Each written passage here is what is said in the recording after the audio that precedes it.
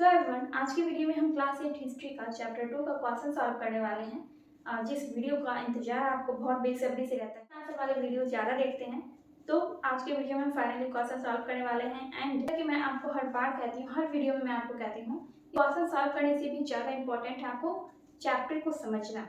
ठीक है, जब आप चैप्टर को समझ लेंगे, क्वेश्चन अपने आप से भी, खुद से भी बन जाएगा। आपको वीडियो की भी जरूरत नहीं होगी। इसलिए मैं आपसे बार बार कहती हूँ कि चैप्टर को पहले समझिए, पढ़िए, देन क्वेश्चंस को सॉल्व कीजिए। मैंने चैप्टर 2 को आपको 2 पार्ट में बताया है, ठीक है। एंड दोनों पार्ट में मैंने आपको इस चैप्टर को बहुत अच्छे से देख लीजिएगा। दोनों वीडियो आपको इसी वीडियो के नीचे डिस्क्रिप्शन बॉक्स में मिल जाएगा, ठीक है, या फिर आप प्लेलिस्ट में जाकर भी देख सकते हैं। चलिए आज का वीडियो हम स्टार्ट करते हैं। हम क्लास 8 हिस्ट्री का चैप्टर 2 पढ़ रहे थे एंड हमने पिछले वीडियो में पेज नंबर 34 तक पढ़ लिया था। एंड आज के वीडियो में हम इसके आगे पढ़ेंगे। हमने यहाँ तक पढ़ लिया था। आज हम यहाँ से पढ़ने वाले हैं कि जब कंपनी को दीवानी मिल गई बंगाल, बिहार और उड़ीसा की, तो उसके बाद उनको क्या क्या फ़ायदे हुए, उन्होंने किस तरह से मुनाफा कमाया।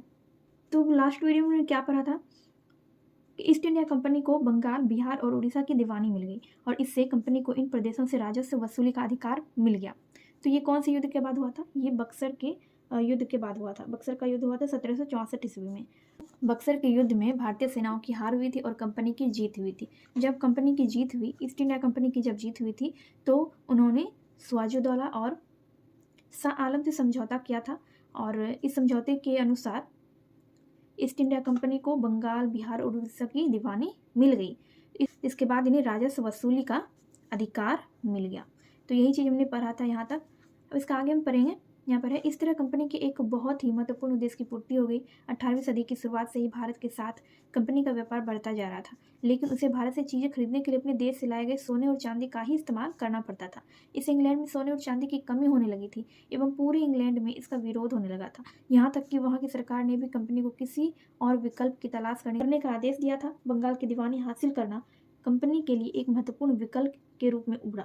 इससे होने वाले मुनाफे से वे भारत से सामान खरीद कर इंग्लैंड भेज सकते थे और उन्हें चांदी लाने की आवश्यकता नहीं रह गई। इस तरह अब बगैर अपना कोई पैसा लगाए वे भारत के लोगों से ही पैसा वसूल कर भारत का ही सामान सस्ते में खरीद कर यूरोप भेज सकते थे और मुनाफा कमा सकते थे।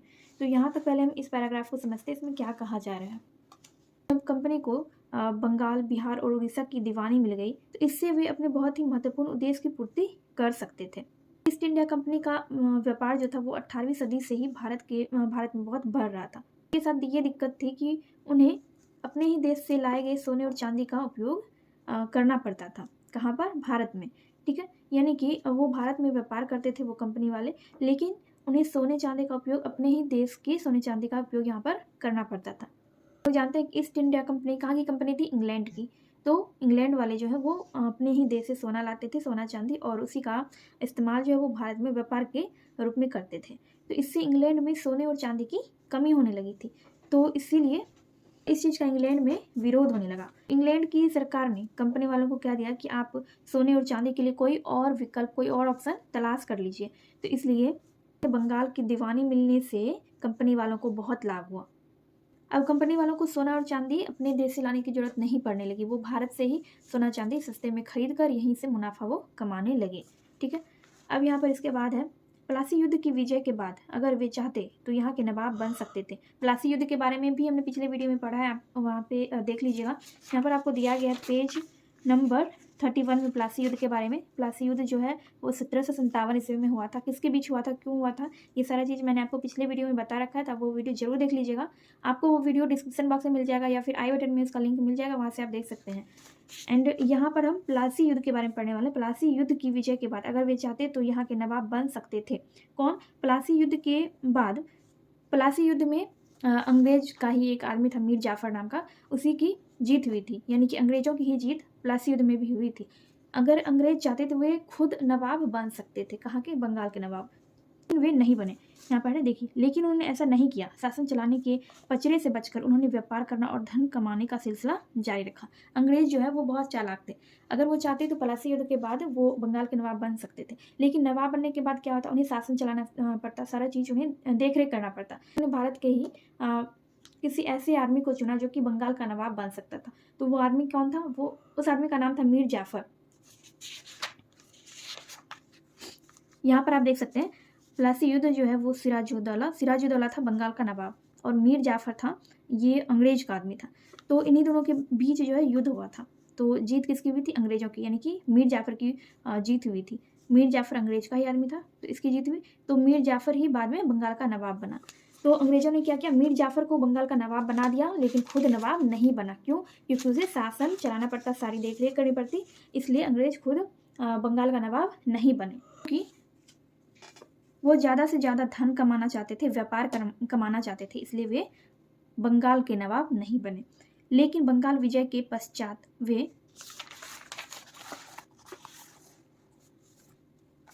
भारत में एक महत्वपूर्ण राजनीतिक शक्ति के रूप में उभरे और धीरे धीरे पूरे भारत के आर्थिक संसाधनों पर अपना कब्जा जमाने के प्रयास में लग गए। इस विजय के बाद अंग्रेज भारत में आर्थिक संसाधनों पर अपना कब्जा जमाने का वो प्रयास करने लगे। बंगाल के बाद कंपनी ने भारत के अन्य राज्यों पर कब्जा जमाने की लड़ाई के साथ साथ विभिन्न राजनीतिक, आर्थिक और कूटनीति साधनों को अपनाया। ज्यादातर राज्य कंपनी की सैनिक शक्ति से डरकर उसकी बातें मानने को तैयार हो गए और ऐसे राज्यों पर अपना नियंत्रण स्थापित करने के लिए कंपनी ने उनके साथ सहायक संधि की। इसके अंतर्गत भारतीय शासकों को अपने क्षेत्र में कंपनी की फौज रखनी पड़ती थी। इसका खर्च भी उन्हें ही देना पड़ता था। अगर कोई शासक खर्च की रकम अदा करने में अपनी लाचारी दिखाता तो जुर्माने के तौर पर कंपनी उनके इलाके को अपने कब्जे में ले लेती। सहायक संधि को स्वीकार करने वाला पहला शासक हैदराबाद का निजाम और दूसरा शासक अवध का नवाब था। इन दोनों शासकों को अपने राज्य के कुछ हिस्से कंपनी को देने पड़े थे। इसके अलावा भारतीय शासकों को अपने राज्य में एक अंग्रेज अधिकारी भी रखना पड़ता था। इस अधिकारी को रेजिडेंट कहा जाता था। रेजिडेंट के माध्यम से कंपनी इन राज्यों के अंदरूनी मामलों पर नजर रखती थी और उस राज्य का अगला राजा कौन होगा, किस किस को पद देना उचित होगा, आदि चीज़ों पर भी आदि चीज़ें भी कंपनी के अफसर ही तय किया करते थे। वे धीरे धीरे अपना कब्जा भारत पर जमाने लगे। अंग्रेजों ने पहले बंगाल पर तो अधिकार कर ही लिया था, उसके बाद वो भारत के अन्य राज्य यानी कि भारत के दूसरे राज्यों पर भी वो अपना अधिकार करना चाह रहे थे और बहुत हद तक वो अपने इस उद्देश्य में सफल भी हुए। अंग्रेजों ने क्या किया? भारत के दूसरे राज्य के राजाओं को डराया, धमकाया और उनके साथ सहायक संधि की। ठीक है, यानी कि उनके साथ एक समझौता किया जिसका नाम था सहायक संधि। तो सहायक संधि के अंतर्गत क्या होता था? भारतीय शासकों को में कंपनी की फौज रखनी पड़ती थी। जो राजा अंग्रेजों के साथ सहायक संधि करते थे, उन्हें अंग्रेजों की फौज अपने राज्य में या फिर अपने क्षेत्र में रखनी पड़ती थी और इसका खर्च भी राजाओं को ही देना पड़ता था। और अगर कोई भी राजा ऐसा करने से मना कर देता था तो जुर्माने के तौर पर उसके इलाके को या फिर उसके क्षेत्र को कब्जे में कर लिया जाता था। इसलिए लाचार होकर राजाओं को अंग्रेजों की बात माननी पड़ती थी। ये चीज़ यहाँ पर सहायक संधि के बारे में दिया गया है। और यहाँ पर देखिए, भारतीय शासकों को अपने राज्य में एक अंग्रेजी अधिकारी भी रखना पड़ता था और इस अधिकारी को रेजिडेंट कहा जाता था। जो भारतीय शासक होते थे उन्हें अपने राज्य में एक अंग्रेज अधिकारी रखना पड़ता जिसको रेजिडेंट कहा जाता था। उस अधिकारी है कई राजाओं और नवाबों ने कंपनी की चालों को समझा। कंपनी शासन को चुनौती देने के लिए उन्होंने बड़े पैमाने पर तैयारियां की। कंपनी भी ऐसे शासकों से बलपूर्वक निपटने के लिए तैयार थी। आइए कुछ ऐसे भारतीय शासकों के बारे में जानें जिन्होंने डट कर कंपनी का मुकाबला किया। तो अंग्रेज अपना धौंस भारत के अन्य राज्यों पर भी जमाने लगे तो भारत के नवाबों या फिर राजाओं ने उनका मुकाबला करने का सोचा। तो उन्हीं में से कुछ ऐसे राजा थे जिन्होंने अंग्रेजों का डट कर मुकाबला किया। तो यहाँ पर हम पढ़ने वाले हैं टीपू सुल्तान के बारे में। दक्षिण भारत का मैसूर राज्य, मैसूर अभी कहाँ पर है? वर्तमान में कर्नाटक में है। तो उस समय काफ़ी समृद्ध एवं ताकतवर था। दक्षिण भारत का मैसूर राज्य उस समय काफ़ी समृद्ध एवं ताकतवर था। वहाँ हैदर अली का यहाँ पर दिया गया है 1761 से 1782। हैदर अली एवं उसके पुत्र टीपू सुल्तान ने सफलतापूर्वक शासन किया। मालाबार तट पर होने वाला व्यापार, जहाँ से कंपनी काली मिर्च और इलायची खरीदती थी, मैसूर के नियंत्रण में था। 1785 ईस्वी में टीपू सुल्तान ने अपने राज्य में पड़ने वाली बंदरगाहों से चंदन की लकड़ी, काली मिर्च और इलायची के निर्यात पर रोक लगा दी। यानी कि कंपनी वाले काली मिर्च, इलायची कहाँ से खरीदते थे और मैसूर किसके कब्जे में था? टीपू सुल्तान के। टीपू सुल्तान वहाँ का नवाब था। टीपू सुल्तान ने चंदन की लकड़ी, काली मिर्च और इलायची के निर्यात पर रोक लगा दी। मतलब चंदन की लकड़ी, काली मिर्च और इलायची अब कंपनी वालों को नहीं मिल सकती थी। तो इसके क्या हुए या फिर क्या प्रभाव पड़े अंग्रेजों पर? टीपू ने फ्रांसीसियों से मित्रता की और अपनी सेना को आधुनिकीकरण में उनकी मदद की। उसके इन कदमों से कंपनी और मैसूर में लड़ाई छिड़ गई। टीपू की कंपनी के साथ आखिरी लड़ाई 1799 में श्रीरंगपट्टनम में हुई। जिसमें टीपू बहादुरी के साथ लड़ते हुए मारा गया। टीपू सुल्तान ने क्या किया था, फ्रांसीसियों से मित्रता कर ली थी। और टीपू सुल्तान ने फ्रांसीसियों से मित्रता इसलिए की ताकि वो अपनी सेना को थोड़ा आधुनिक यानी कि थोड़ा मॉडर्न बना सके। इसीलिए कंपनी और मैसूर के बीच लड़ाई छिड़ गई और इस लड़ाई में टीपू सुल्तान मारे गए। और ये लड़ाई कब हुई थी, 1799 ईस्वी में। यहाँ पर टीपू की कहानी दी गई है, इसको आप खुद से पढ़ के समझिएगा। ये सिर्फ उनके जीवन का एक कोई किस्सा यहाँ पर दिया गया है। टीपू की मौत के बाद अंग्रेजों ने मैसूर का शासन पुराने वोडियार राजवंश के हाथों में सौंप दिया। कंपनी ने हथिया लिया और वहाँ का नया राजा पूर्णतः कंपनी के अधीन हो गया। तो टीपू सुल्तान की मौत के बाद उन्होंने मैसूर को उसके पुराने राजवंश, जो कि वोडियार नाम से था, राजवंश का नाम था वोडियार, तो उसी राजवंश के हाथों में मैसूर का शासन सौंप दिया। कि टीपू सुल्तान के मौत के बाद मैसूर का जो शासक बना वो कंपनी वालों के यानी कि अंग्रेजों के अधीन आ गया। कक्षा 7 में भी पढ़ चुके हैं। कंपनी ने आगे मराठों की ओर ध्यान दिया। यहाँ पर टीपू सुल्तान की कहानी खत्म हुई। अब हम मराठों के बारे में पढ़ने वाले हैं। तो 1761 ईस्वी में पानीपत की तीसरी लड़ाई में हार के बावजूद मराठे भारत के बहुत बड़े भाग को नियंत्रित करते थे, किंतु वे आपस में बटे हुए थे। उनकी बागडोर सिंधिया, होलकर, गायकवाड़ और भोंसले जैसे अलग अलग राजवंशों के हाथों में थी। कंपनियों के अधिकारियों और फौज ने मराठा प्रमुखों की आपसी लड़ाइयों का फायदा उठाया और एक के बाद एक कई लड़ाइयों में मराठों को कमजोर कर दिया। अंततः 1817 से 19 के युद्ध में मराठे पूरी तरह पराजित हुए और मराठों का क्षेत्र भी कंपनी के प्रभावाधीन हो गया। तो मराठे जो थे वो वास्तव में बहुत शक्तिशाली थे, लेकिन वो उनमें एकता नहीं थी। मतलब सभी राजा जो है आपस में ही लड़ते रहते थे और उसी लड़ाई का फायदा कंपनी वालों ने उठाया, यानी कि अंग्रेजों ने उस लड़ाई का फायदा उठाया। उन्होंने मराठों की लड़ाई का फायदा उठाकर उन्हें कमजोर किया और उनके क्षेत्र को भी अपने अधीन कर लिया। अब हम कंपनी और पंजाब के बारे में पढ़ेंगे। अभी हम मराठों के बारे में पढ़ रहे थे, अंग्रेज और मराठे। अब हम कंपनी और पंजाब के बारे में पढ़ेंगे। अब कंपनी का ध्यान पंजाब के महाराजा रंजीत सिंह की ओर गया। पंजाब के महाराजा कौन थे? रंजीत सिंह। 1799 से 1839 ईस्वी तक पंजाब, कश्मीर और आधुनिक हिमाचल प्रदेश के कुछ भागों पर इनका शासन था।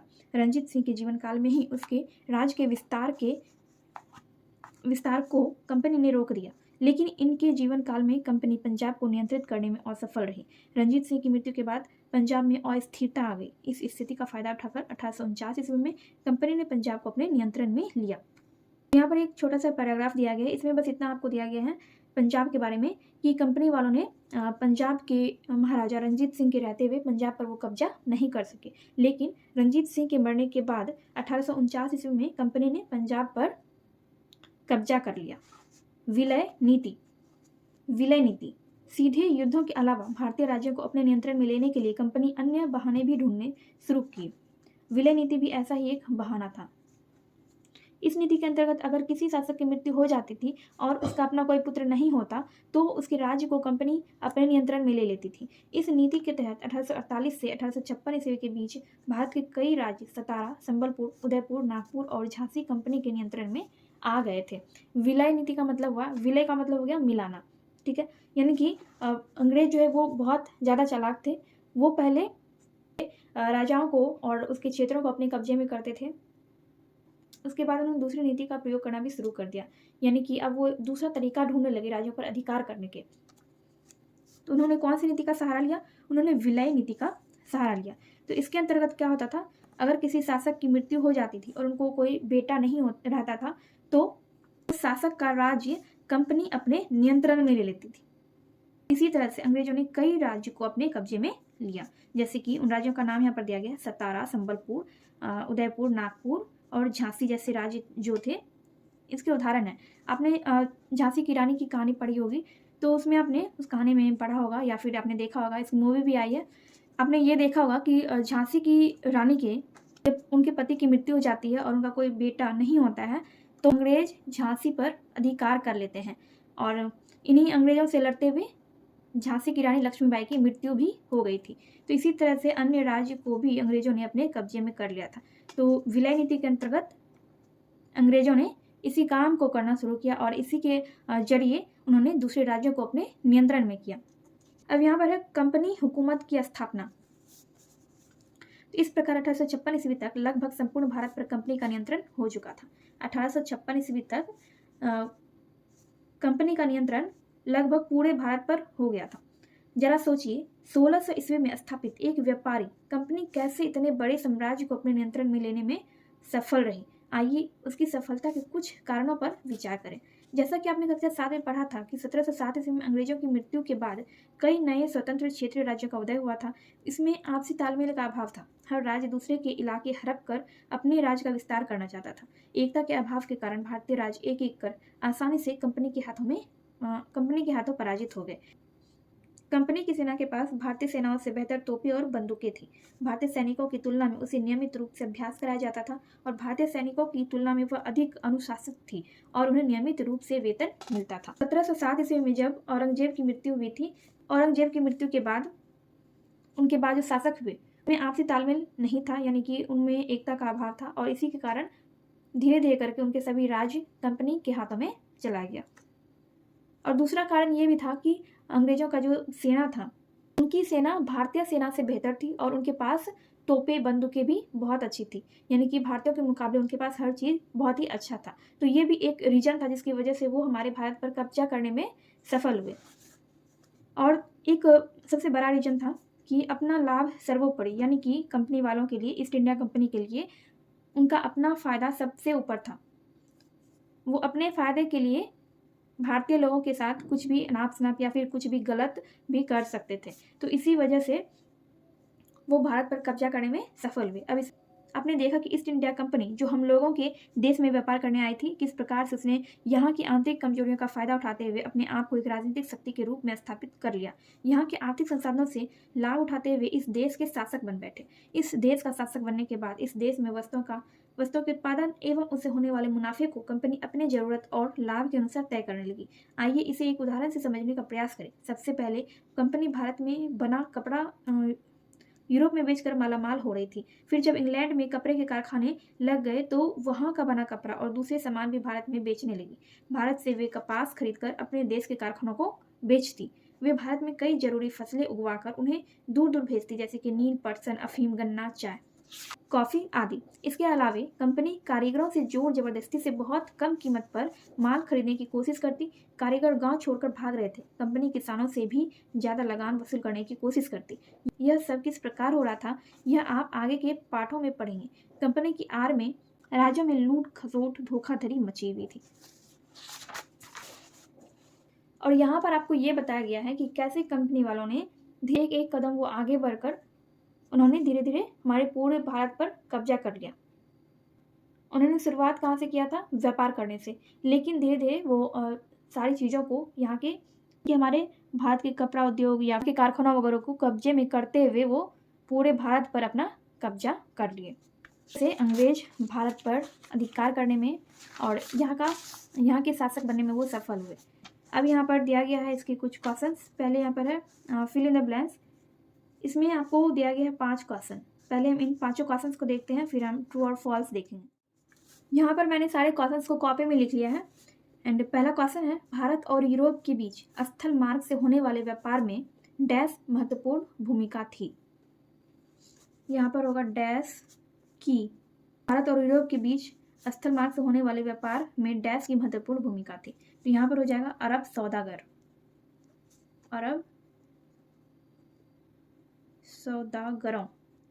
अरब सौदागरों की महत्वपूर्ण भूमिका थी। दूसरा है, कंपनी द्वारा खरीदा गया माल डैश में रखा जाता था। यहाँ पर हो जाएगा फैक्ट्री। नेक्स्ट है, एक के बाद एक कई लड़ाइयों ने मराठों को डैश कर दिया। अभी हमने पढ़ा था इसी वीडियो में कमजोर। यहाँ पर हो जाएगा कमजोर। एक के बाद एक कई लड़ाइयों ने मराठों को कमजोर कर दिया। अंग्रेजों के साथ सबसे पहले सहायक संधि को स्वीकार किया। तो इसका आंसर आप यहाँ पर देख सकते हैं। यहाँ पर दिया गया है, सहायक संधि को स्वीकार करने वाला पहला शासक हैदराबाद का निजाम और दूसरा शासक अवध का नवाब था। तो यहाँ पर हम लिखेंगे हैदराबाद का निजाम। हैदराबाद का निजाम, निजाम शासक का नाम है जो कि हैदराबाद के शासक थे। तो हैदराबाद का निजाम शासक जो था वो अंग्रेजों के साथ सबसे पहले उन्होंने सहायक संधि को स्वीकार किया था। उसके बाद एक राजा का नाम यहाँ पर दिया गया, हैदराबाद का निजाम, और दूसरा शासक था अवध का नवाब। तो पहला शासक यहाँ पर पूछ रहा है कि सबसे पहले किसने सहायक संधि को स्वीकार किया था, किस भारतीय राजा ने सबसे पहले अंग्रेजों के साथ सहायक संधि को स्वीकार किया था। इसका आंसर हो जाएगा हैदराबाद का निजाम शासक। नेक्स्ट क्वेश्चन है, डैश ने विलय नीति का अनुसरण किया, किसने किया था, ये भी हमने इसी वीडियो में पढ़ा है। तो इसमें हो जाएगा इसका आंसर अंग्रेजों ने विलय नीति को स्वीकार किया था।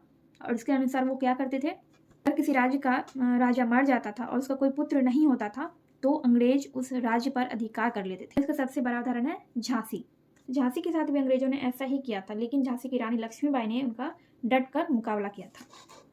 मैंने यहाँ पर आपको क्वेश्चन नंबर फर्स्ट बता दिया है। क्वेश्चन नंबर सेकंड में है सही और गलत बताइए। इसमें भी आपको 5 क्वेश्चन दिए गए हैं। चलिए 5 क्वेश्चन को एक एक करके देखते हैं।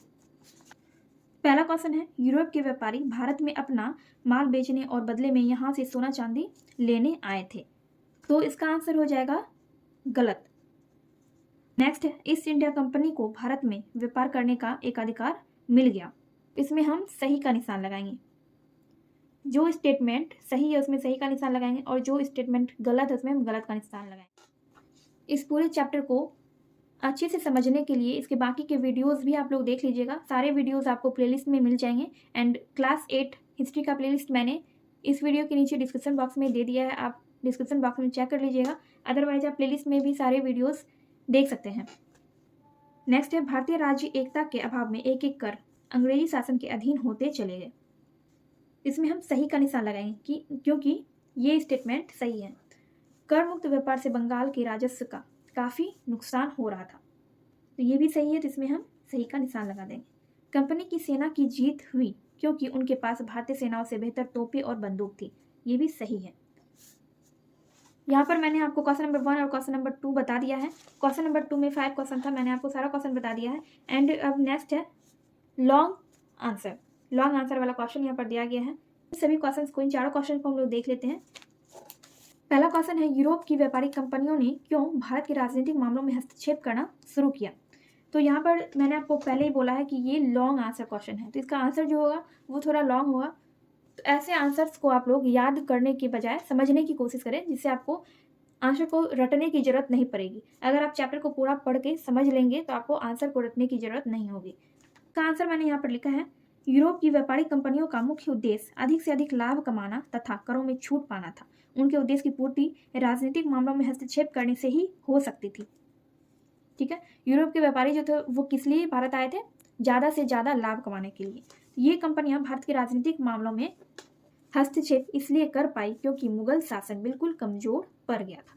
तो ये हो गया आपका फर्स्ट क्वेश्चन। सेकंड में है, अंग्रेज बंगाल पर अधिकार क्यों करना चाहते थे।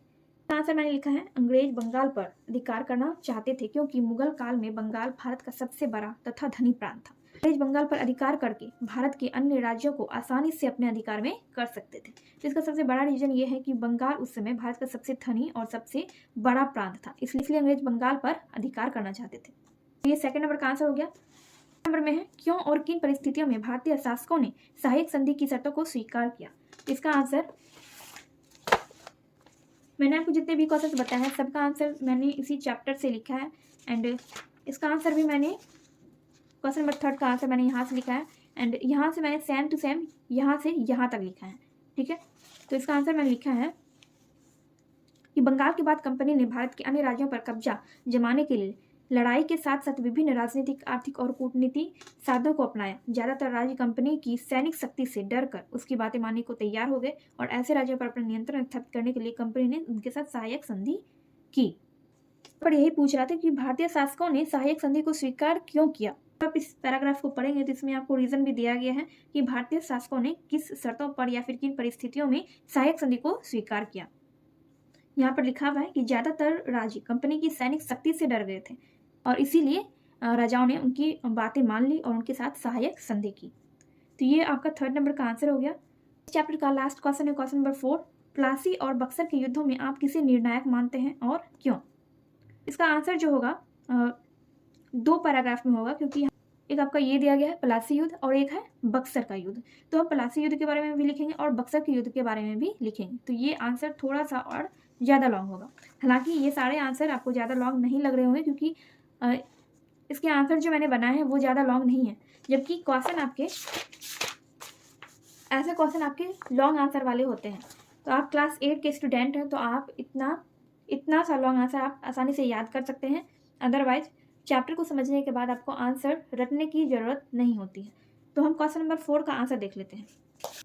आंसर है, मुर्शिदाबाद के पास पलासी में 1757 ईस्वी में बंगाल के नवाब सिराजुद्दौला और मीर जाफर अंग्रेजों से मिला हुआ था। यहाँ पर मैंने ब्रैकेट में लिख लिया है। सिराजुद्दौला और मीर जाफर के बीच युद्ध हुआ। इस युद्ध में नवाब की सेना हार गई और मीर जाफर को बंगाल का नवाब बना दिया गया, जिससे भारत में कंपनी की सत्ता की स्थापना की शुरुआत हुई। पश्चिम बिहार के बक्सर नामक स्थान पर 1764 ईस्वी में लड़ाई हुई, जिसमें भारतीय सेनाओं की हार हुई। इस हार के बाद समझौते के अनुसार ईस्ट इंडिया कंपनी को बंगाल, बिहार और उड़ीसा की दीवानी मिल गई। बक्सर का युद्ध निर्णायक था। किसके लिए? अंग्रेजों के लिए। अंग्रेजों के लिए बक्सर का युद्ध निर्णायक था। कैसे? प्लासी का युद्ध होने के बाद मीर जाफर को बंगाल का नवाब बनाया गया, और इससे क्या हुआ था? प्लासी युद्ध के बाद अंग्रेज अपने कंपनी की शुरुआत भारत में कर सकते थे, लेकिन बक्सर युद्ध के बाद एक समझौता हुआ, और उस समझौते के बाद क्या हुआ? अंग्रेजों को यानी कि कंपनी को बंगाल, बिहार और उड़ीसा की दीवानी मिल गई। अब वे वहां से राजस्व वसूली कर सकते थे, तो बक्सर युद्ध से उन्हें बहुत ज़्यादा फायदा हुआ था। तो इसलिए बक्सर का युद्ध अंग्रेजों के लिए निर्णायक था। पर आपका चैप्टर 2 कंप्लीट होता है। नेक्स्ट वीडियो में हम चैप्टर 3 स्टार्ट करेंगे, और इस चैप्टर का नाम है ग्रामीण जीवन और समाज, अंग्रेजी शासन और भारत के गांव। आई होप आपको चैप्टर 2 अच्छे से समझ में आ गया होगा। तो इसी के साथ हम आज का वीडियो यहाँ पर एंड करते हैं, एंड मिलते हैं हम नेक्स्ट वीडियो में।